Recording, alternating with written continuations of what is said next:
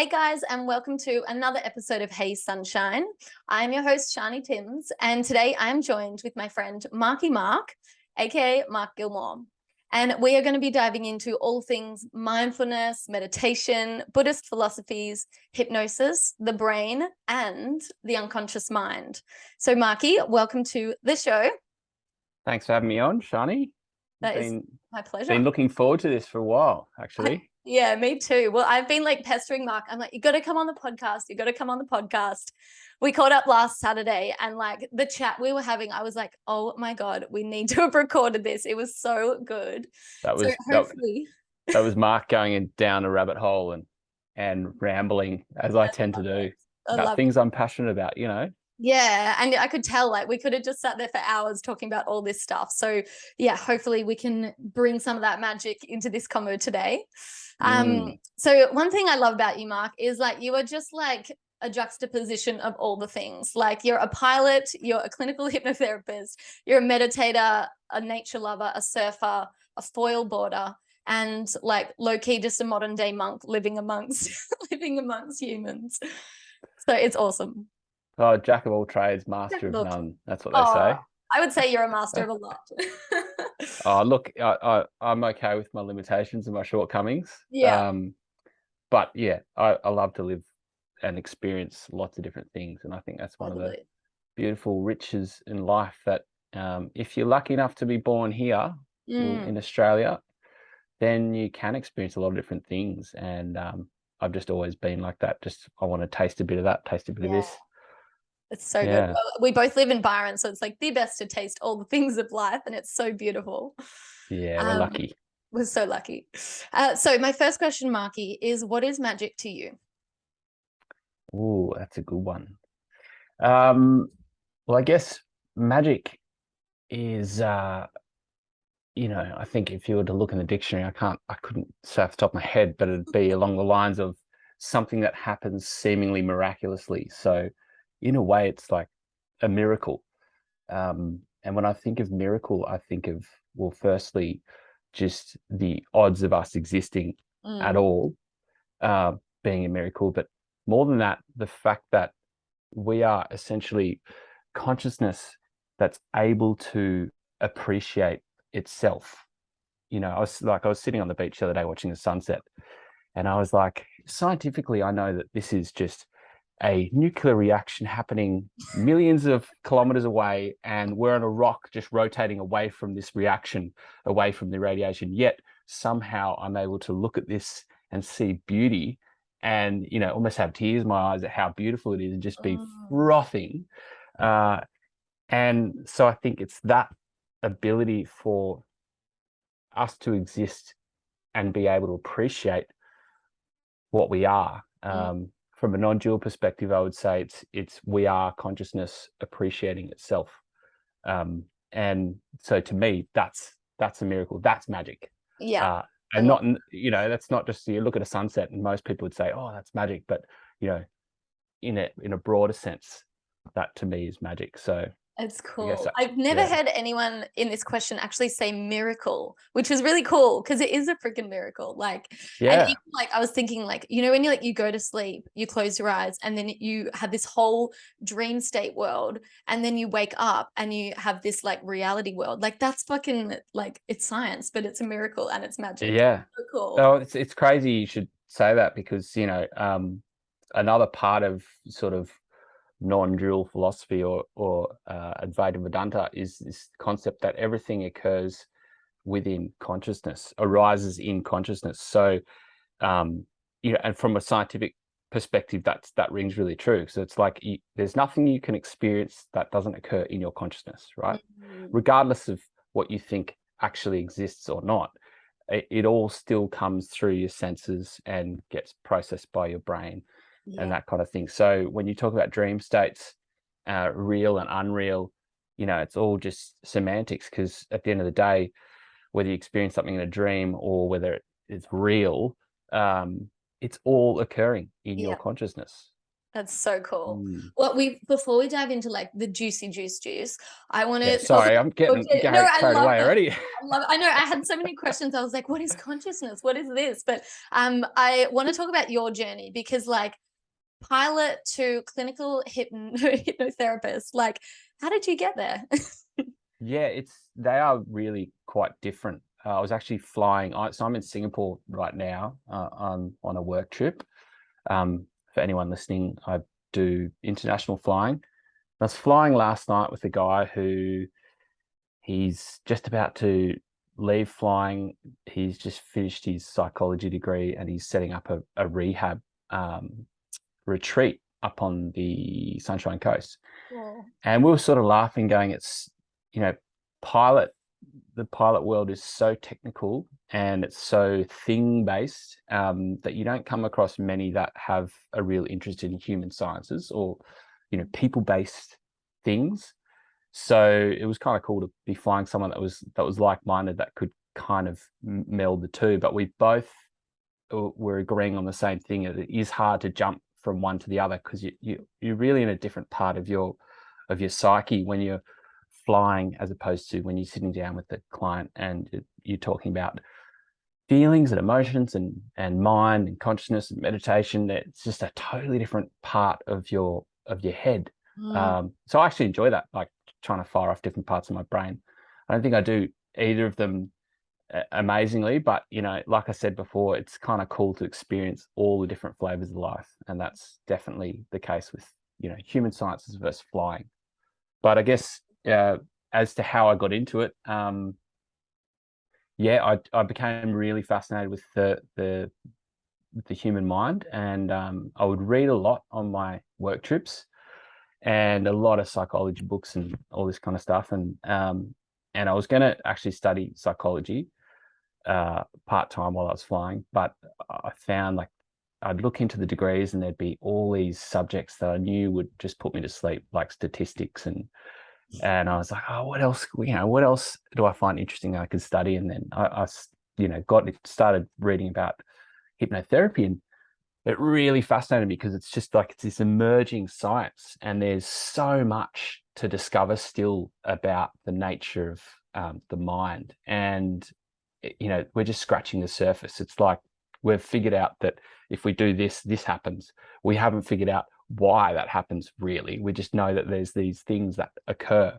So being that fascinated, I was like, okay, this is what I got to study.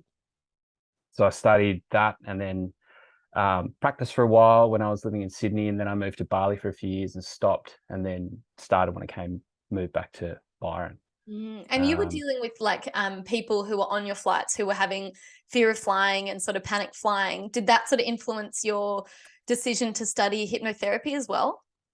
Or it might have just helped? Not really. It definitely helped. Like, and I still get that, you know, there's still people have freakouts, and it's a snowballing effect with anxiety, because it's just like, it's like having a mic with feedback. It's just a loop. So you know, the more anxious you get, the more you drive that the things that trigger the anxiety, and it just sort of accelerates and gets out of control. So no, I did do people I was first seeing when I had finished my studies. It was all fear of flying, naturally, because I don't know, it's kind of this easy thing to do because it was cross qualification and people would trust you because you flew, and it just seemed natural. But yeah, I've kind of moved away from that a little bit, just because it's pretty limited. I think you're just doing the one thing over and over and over again. So for anyone who's listening who doesn't, or they might have heard of hypnosis, but they haven't really fully understood what it is, do you want to give us a sort of brief description of what is hypnosis and the method that you use? Because you weave in meditation as well, which we'll talk about later on too. Yeah, well, I guess to really oversimplify it, but to sort of give you a good understanding, a hypnotic state is like a natural state that exists. You know, we experience it all the time. A good example I give is like the highway trance. So you drive from A to B. You've done this drive a million times. you get in the car and you drive, you're thinking about all the stuff you got to do later on in the day, blah, blah, blah. And you get to be, if someone was to say, oh, do you remember seeing that tree, you know, halfway along the drive? And you go, oh, no, I can't remember that, you know, but I can, but I can't, you know. That state is like a hypnotic state. Well, it pretty much is. So it's this natural phenomena, hypnosis, where your conscious mind, and I talk about conscious and subconscious as two metaphorical parts of the mind. It's not as clear cut as that, but let's just simplify it to understand what we're talking about. And the conscious mind is like your active mind with your inhibitions and your filters and all these things. It's what you use as the utility, and the subconscious is all the rest of it. It's like 95% of your mind, all the automatic patterns, experiences, memories, habits, all these things that sit there, and they're responsible for a lot of the automatic thoughts, behavior patterns, emotions, all that kind of stuff. Your conscious mind is what you're using. So in hypnosis, when you're in a hypnotic state, your conscious mind is essentially distracted, or, you know, I'd like to call it like in standby. So you put your computer in standby. It's not shut down. It's just in this kind of like distracted or sleep mode. In a therapeutic sense, that's really useful, because there's all these phenomena. If you can interact with someone by having their conscious mind in standby, you're interacting directly with their subconscious. So for hypnoanalysis, you know, you can use that to analyze what's going on, because you're getting, you've put all those filters and inhibitions and all that crap that sits in the conscious mind that prevents you from doing the good work aside, and now you're getting the real stuff. For therapeutic techniques, it's obviously the same thing. You're able to interact directly with the emotional state, the, you know, unprocessed trauma, memories, baggage, habits, whatever it is, they're all sitting there in the subconscious mind. And so it's this really effective tool for dealing with all sorts of different things: habitual things, irrational fears, emotional things, past, unprocessed trauma from childhood, that kind of stuff. What's that? There's a quote, I'm going to totally butcher it, but it's like, until you make the subconscious conscious, it's going to be running the show, which is literally like, we think we're in control, but it's like our subconscious in control. Yeah. I think you're going to be pretty limited, you know, having this idea that you're going to have control at any point, really. It's just the nature of how we work. You're going to have automatic thoughts, emotions. That's just like, you can't change that. That's what it is.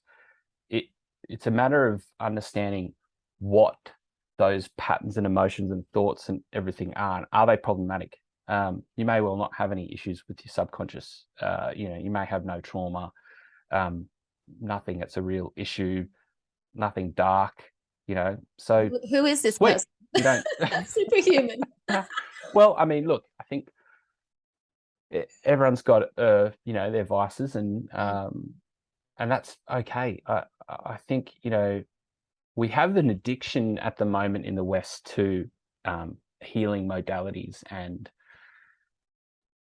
I think we have an addiction to looking for problems where often there aren't problems. You know, often the things that we call problems are just like part of the human condition, and we're looking for things to soothe the nature of human life, which is often, well, not often, but can be at a detriment to our experience, because it's like a drug addiction. You know, we're just constantly looking for something to make us feel temporarily better. You know, so bring that back to hypnotherapy. A lot of people, like I've met a lot of people who've said, oh, you know, like I want to come and do some hypnotherapy, and you kind of talk to them about it and realize that there's not really any issues. They're more just, they just want to feel overall a bit better. Yeah. And you know, that's hypnotherapy is not really the answer for that. You know, there are other things, and that, or something, you know.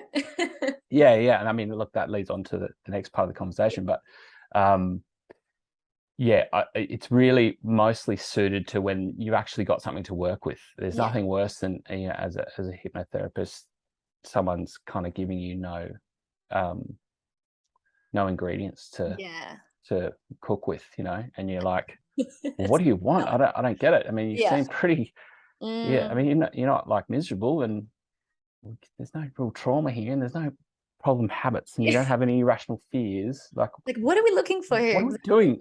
So talk me through, like, you know, how you would go about a session. So for people who are probably thinking it's like the pendulum swinging and you're going deeper and deeper, like that's obviously very different to what you do. Tap them on the shoulder and tell them they're a chicken, and then no, there's a lot of misconceptions about hypnotherapy, and the first session is always, it's not most of the time I wouldn't actually do any hypnosis in it. It's called pre-hypnotic interview, which is a pretty clinical sort of way of looking at it, but it's more just allaying misconceptions. The way my personal style is, I like to explain hypnosis really clearly to them, because I'm very analytical, I'm very skeptical, and so for people who are analytical and skeptical, if they understand the process and understand that it's very scientific and it's like there's no tricks, that works a lot better. So we'd do a pre-hypnotic interview, we'd talk about those things, I'd explain to them how it works, then we'd go over, you know, what they want, what they expect, and, you know, they'll like hopefully give me a little bit to work with. And then I can kind of figure out from the type of person they are, I then decide how I'm going to hypnotize them.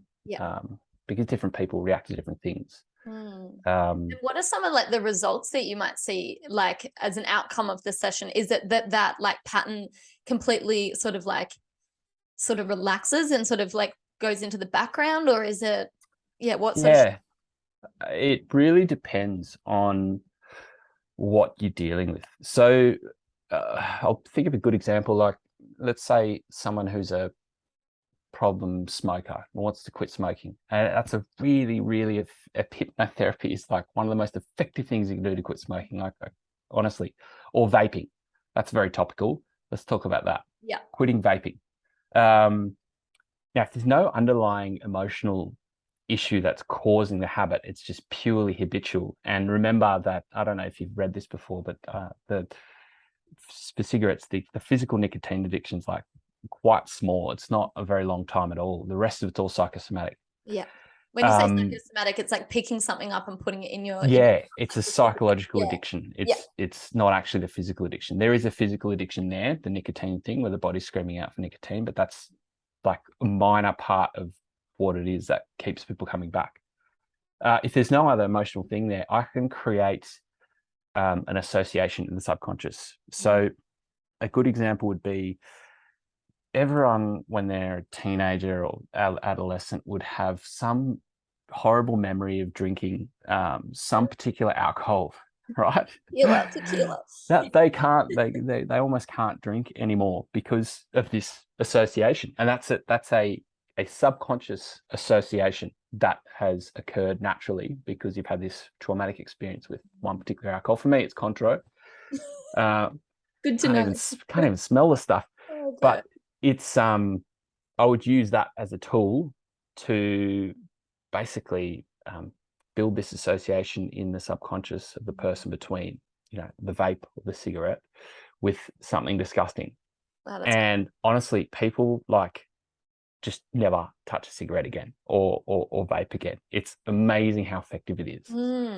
It just shows the power of the subconscious mind, and that it is quite that subconscious mind's quite black and white though, isn't it? Like it's very like, you know, this is now not something you crave, this is something that's disgusting. Like it's those polar sort of opposites.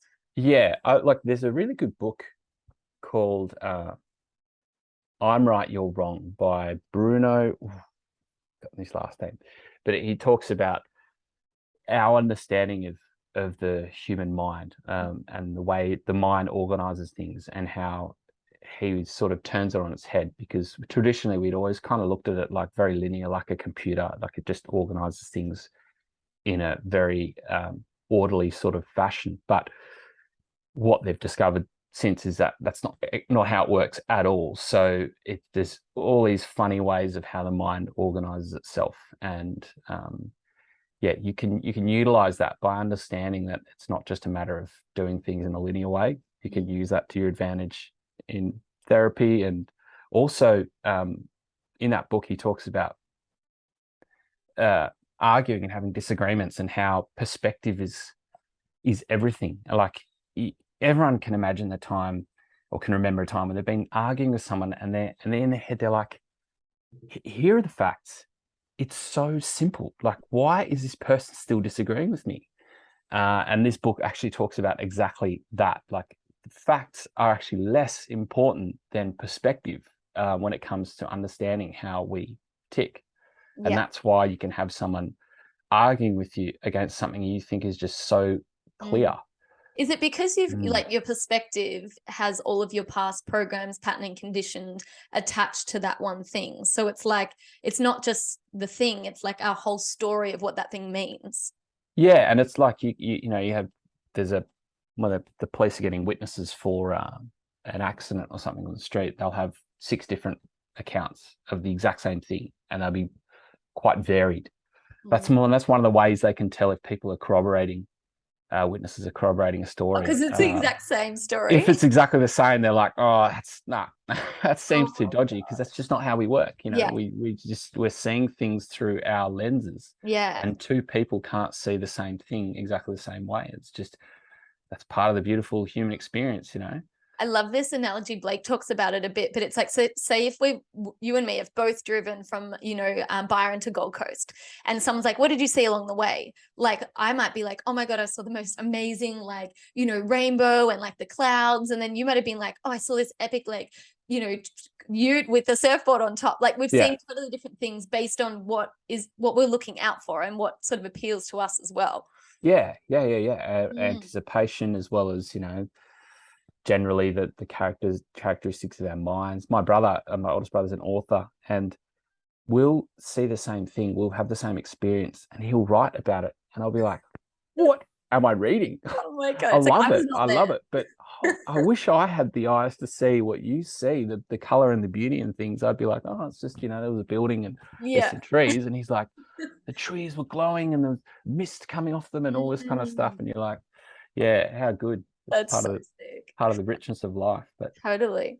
And so, Marky, with the subconscious, like, when I've heard before, it's like, it's kind of, your subconscious is made up from the imprint ages of like 1 until like 7, or like, I think like 14, if we're being very generous. Is that what that's truth? Is that what you believe? Not really. I mean, the younger ages, a lot happens, and there's a lot of phenomena that we don't quite understand yet about. I'll give you an example, like trauma. Children or young adolescents can experience trauma if they don't have the emotional faculty to deal with it.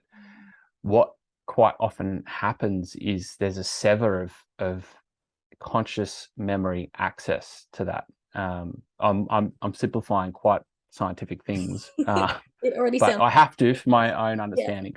But there's kind of this sever, and so you can have someone later in life who consciously can't recall a traumatic event at all. I'm like, oh no, nothing happened. However, the nature of this sort of sever, if you will, thing is that if you recreate the conditions of the person experiencing it at that age, they have access to this experience again. And so in hypnotherapy, that's where we use age regression therapy, which is not a way of remembering something, but it's a way of re-experiencing something. So you're putting the subconscious in a state where it feels like it's living something in real time.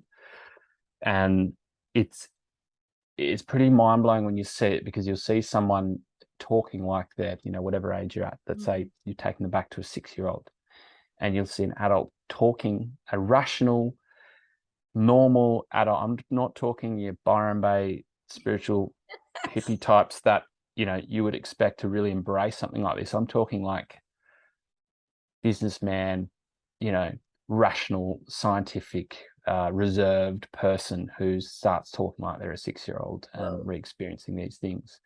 And the reason, so the phenomena is now they can access this experience. And the reason you do that is because what we do is we bring that experience in the session forward to the present day, where they have the emotional faculty to process the trauma properly.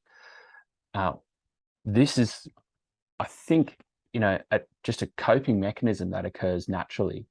But that's one of the natures of the subconscious at that young age. The subconscious is just building and changing throughout your whole life.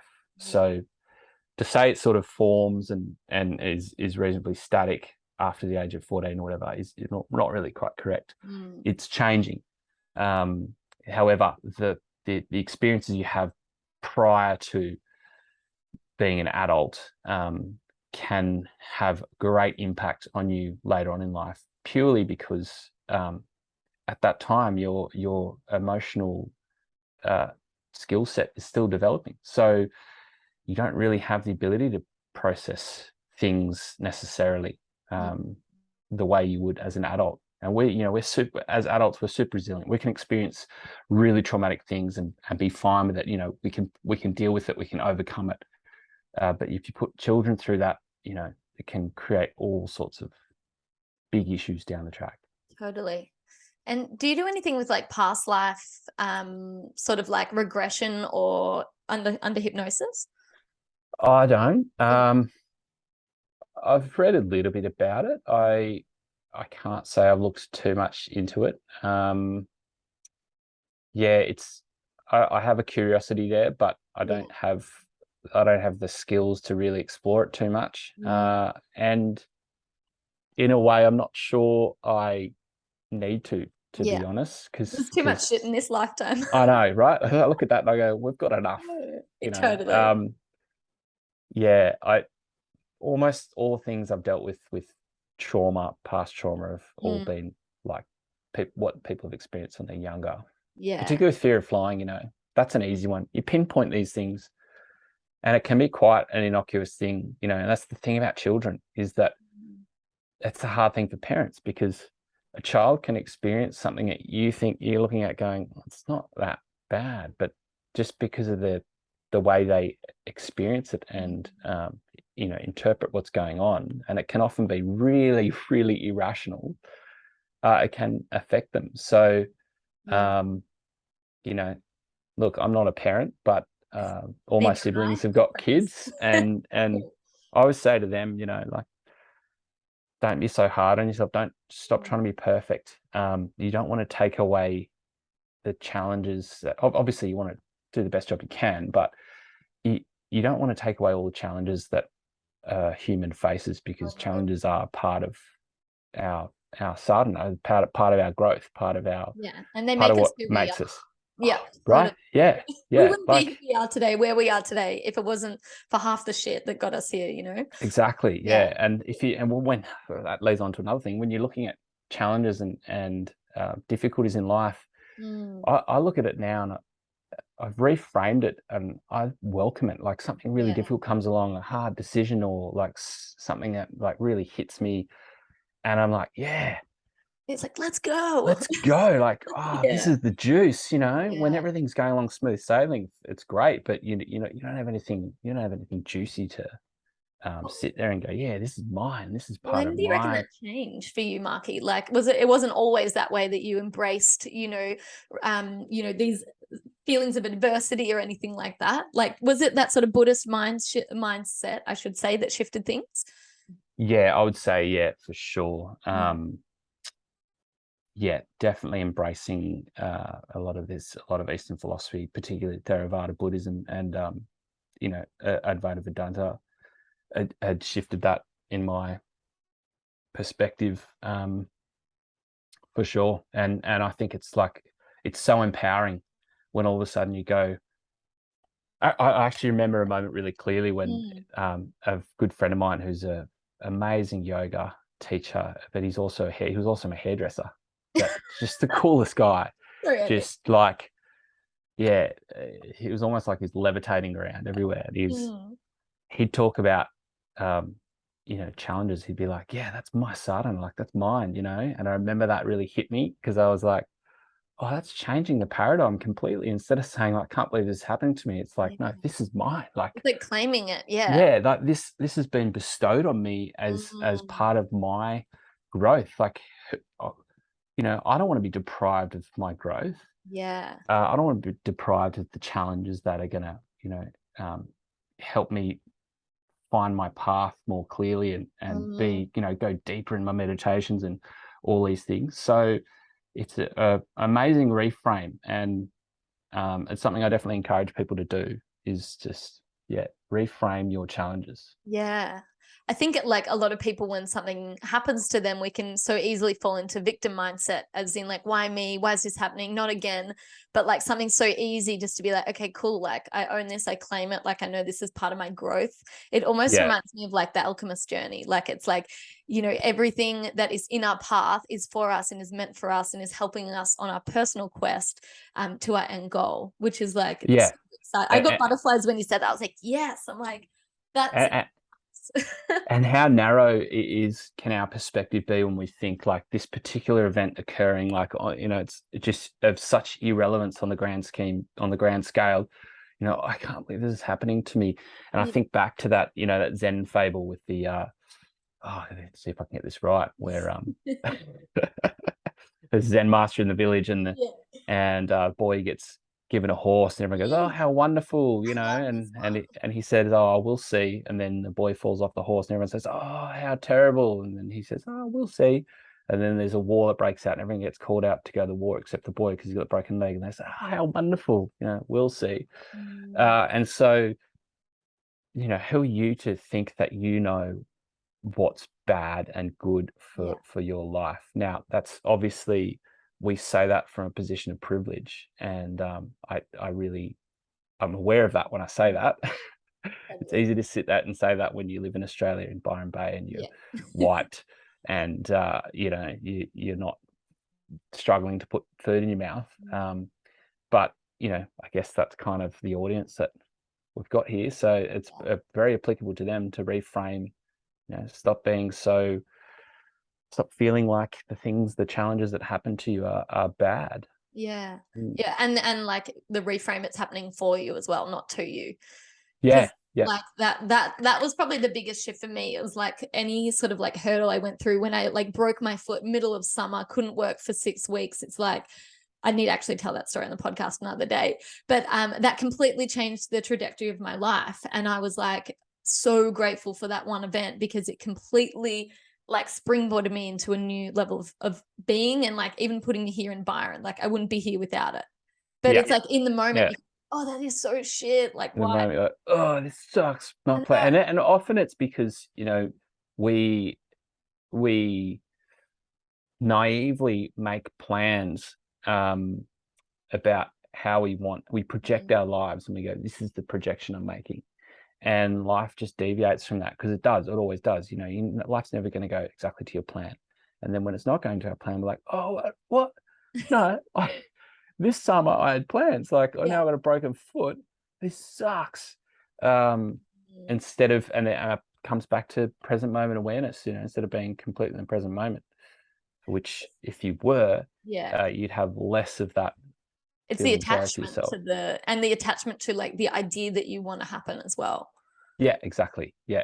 So what's your relationship with like surrender and attachment, or surrender and non-attachment? That's a good question. I've got a good relationship with surrender. I think, I try to always be adaptive in life, and as much as I can, and just go, well, whatever we're dealing with now is what it is. There's no other reality. There's just this reality where whatever events are happening. And by fully embracing it, surrendering to it, you're liberating yourself, and you're empowering yourself to go with it. I think of that as sort of resilience and being adaptive. And I think they're two real key things to really living a fulfilling life. Not feeling like you're missing out, or your hopes and dreams have fallen by the wayside, or whatever other things that people end up feeling. in terms of non-attachment, that's a good one. That's where a lot of my fundamental philosophical beliefs come in. And I guess that's where the meditation, I practice Theravada-based meditation, Vipassana, and a bit of Zazen, but Vipassana is insight meditation that comes from the Theravada tradition, mainly from the Satipatthana Sutra, which is the mindfulness sutra. And you're essentially becoming aware of your mind, body, and your emotions. And in that process, your insight into impermanence is really profound. And the further you explore that insight of impermanence, the more you become detached from the material world kind of thing. And that can be misinterpreted when people say detached from it. They say, you're going to sell all your stuff and live in the Himalayas. It's not about that. It's about you're actually more empowered to enjoy life and things because you're not at all worried about losing them, because they were never yours. They just are in a given moment. And that meditation that's a really amazing and profound insight that you get from practicing that meditation. And is it non-attachment to thoughts as well? Because when you are in that meditation space, thoughts are coming up. It's like you're not attaching to them. It's just like you're just kind of being the observer. Yeah. That's a pretty good description of it. Yeah, you're continuously bringing yourself back to the meditation object. You're not trying to resist the thoughts by coming up. You're not trying to have no thought, which is, for anyone that's just started practicing meditation or even, has been practicing a while, if you try and not think, you'll just think more. And that's not even the practice of Vipassana. That's the thoughts are kind of just this thing. It's part of the practice that you're watching and observing, and you're continuously stepping back into witness consciousness as you get pulled into them, which you inevitably do. The byproduct is that you'll get gaps that start to appear in between thoughts, and they get bigger. But that's not actually the aim. You're not aiming to get to a state of constant no thought. You're trying to cultivate concentration for sure, and that allows you to have deeper insights. There's a whole lot of cross philosophies here that I'm like careful to not, Vipassana is a very old practice, and I don't want to describe things wrongly, but I can only describe it from my experience and my readings. And the no thought thing is a trap for sure, that people think when they start meditating. They're like, oh my God, my mind is going nuts. Like, yeah, fine, that's fine, don't worry about it. Like, just every time you even notice that your mind's going nuts, and you bring your concentration back to the breath, even for a moment, like bang, you're doing it. Here you go.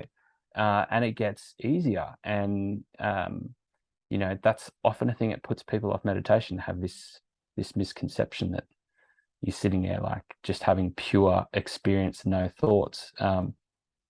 I don't know, we're getting a bit sidetracked here, right? No, I love it. I'm like, this is this is great. So what is your meditation? I want to start. What did your meditation practice look like when you started 10 years ago versus what it does now? Oh, good one. Because I think when people are starting, it's uncomfortable and it's messy, and I want them to see that side of it too. Yeah. When I first started, I was like, I want to meditate. I want to be a person that meditates. And I'd sit down like for 10 minutes, and then my back would be just killing me, and my thoughts would be like pew, pew, pew, pew, everywhere. And it was just, I felt like I was failing at this, but at the same time I had this deep thing in me that's going, they obviously just aren't understanding how the process works. Like, surely you're not alone here. And I wasn't, and I read more about it, and there's some amazing books out there which really explain things well, so that you can you go, okay, I'll make some modifications to my technique. Probably the biggest one for me was a book called The Mind Illuminated, which it's like a manual. It's thick, and you got to read it in chunks, but it's by a neuroscientist who turned Buddhist monk. So for those who are, critical thinkers and skeptical like myself, it's really good because it goes into the science of what's actually happening. But I'm a combination of the two. I'm like a critical thinker, science, sort of very interested in science, but fundamentally very, very spiritual. Can get onto that later, but yeah. So when I started, it was hard. I couldn't sit down for very long, and then I realized that my technique was a bit off. So I changed my posture. Counterintuitively, I ended up with a straighter back than I had, which at first I was like, surely this can't be it. But then all the back pain went away, and then it became the thing that was one of the other things that was pulling me out of my meditations was just the mind going, all right, no, you've been sitting here long enough. Like, come on, let's no, all right, this is good. Yeah, well, you've relaxed now. Let's go. And I reframe that again as like, you step out of that and back into witness consciousness, and all of a sudden that idea is just another thought to watch. And the whole idea is watching the thoughts, watching the emotions, coming back to the breath, watching the thoughts, watching emotions, coming back to the breath, coming back to the breath, keep coming back. Probably the best description I've heard from it was one by Jack Cornfield. And he talks about it like, he says, imagine you're training a puppy, right? And when you train a puppy, it's just repetition. You don't get mad at it when it runs off and doesn't do what you say. No, you love it, right? You're loving it. It's just part of the process. You just keep repeating it. Sit, it doesn't sit. Well, put it back here, runs away, put it back here, runs away. Just do that every day. You're just doing more and more and more. And you're not like, why is this not working out after 2 weeks or whatever? No, it's just, you just show yourself care and love, treat yourself like a puppy, and keep the repetition. And eventually, you end up in, you're extending your meditations by whatever it is, 5 minutes a month. And then you get to that sort of juicy period, which is, I don't know, it depends on the practice you're doing, but I would say with Vipassana, you really want to be meditating for at least 45 minutes. Yeah.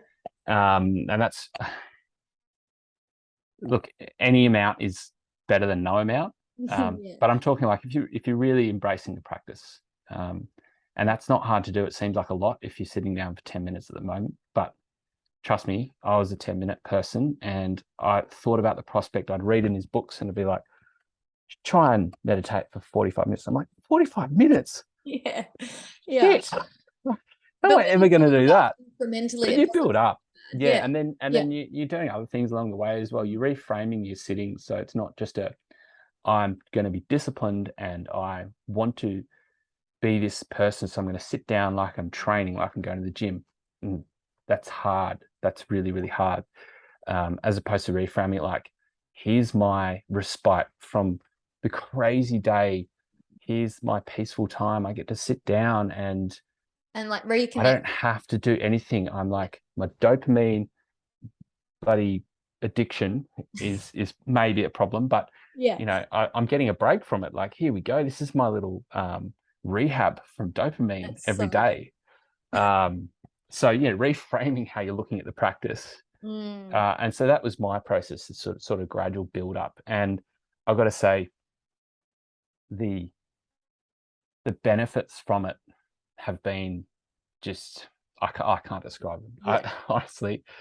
And this is a thing I think with meditation in Western culture today can often be sort of just limited to, we're going to calm the nervous system.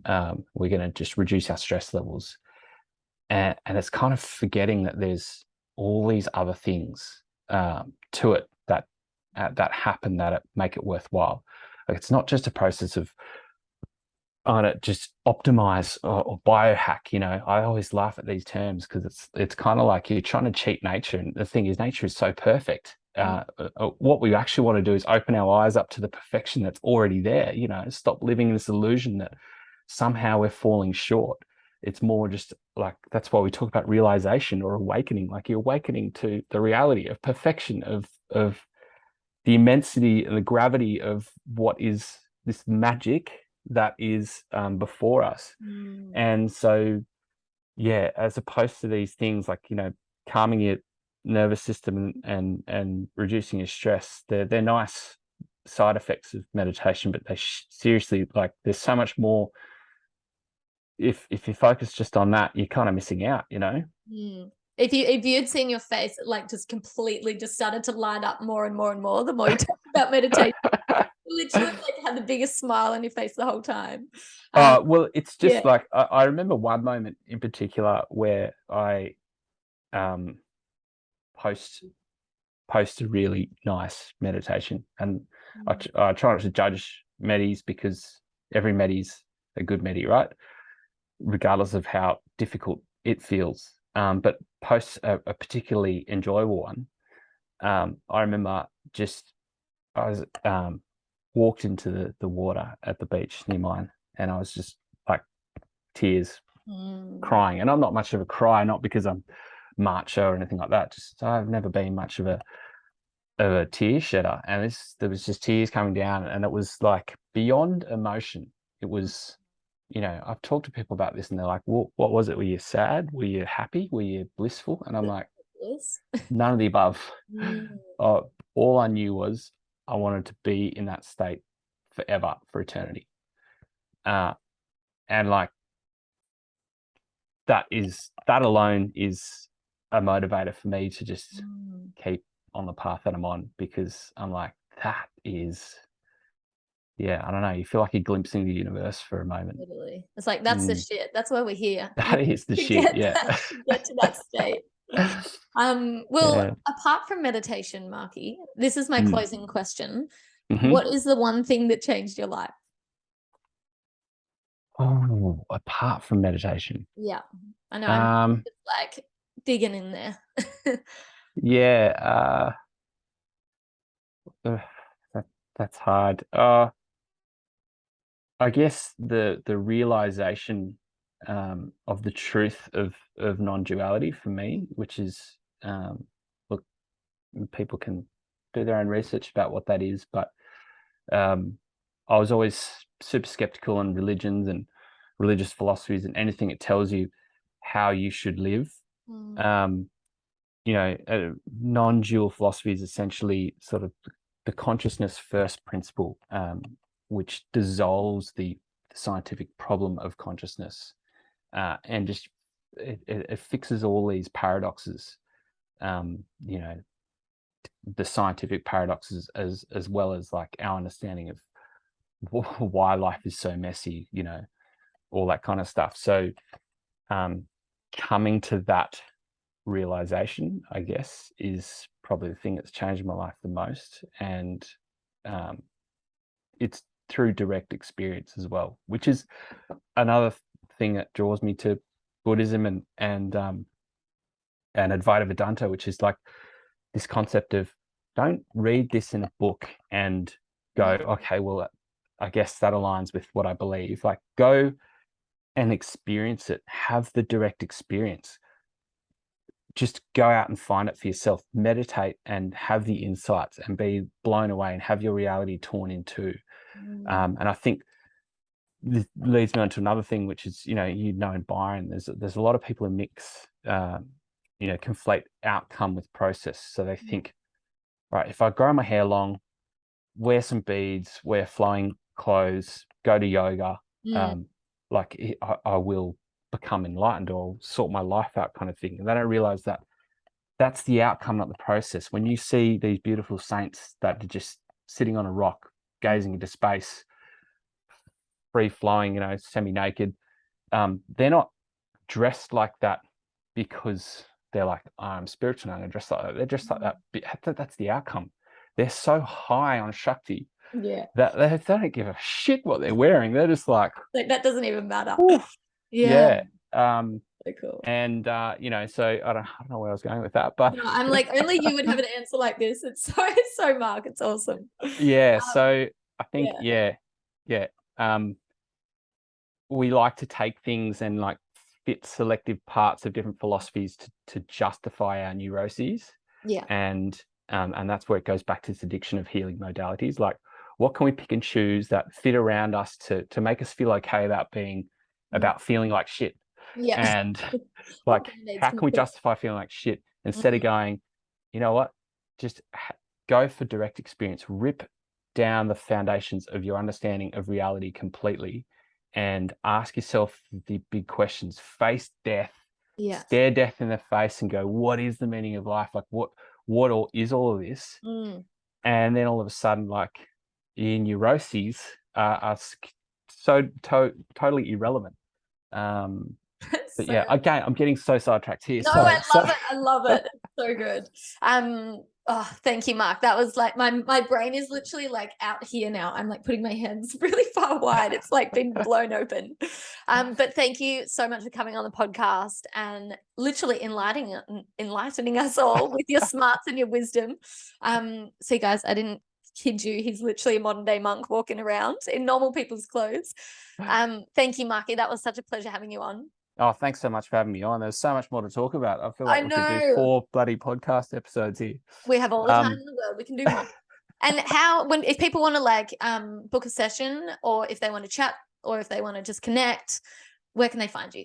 Yeah, so just my email is the best thing. I do one-on-one. I don't you know, it's not a business for me. So because I have this other job. Flying people around, flying people around. Yeah. But I love talking to people and helping people. And yeah, so if you get in touch via email or my Instagram, I can link it in the show notes so people can have access to that. Yeah, probably easier. But yeah, always happy to do what I can. Yeah. But I'm not, you know, I'm still a student myself. We're all still students, in Marky. philosophy and life. So I can only help you with what I know so far. That's awesome. Well, you've literally taught us so much today, so I'm so grateful. And everyone who tuned in, thank you so much. I am also so grateful for you, and we'll see you on another episode.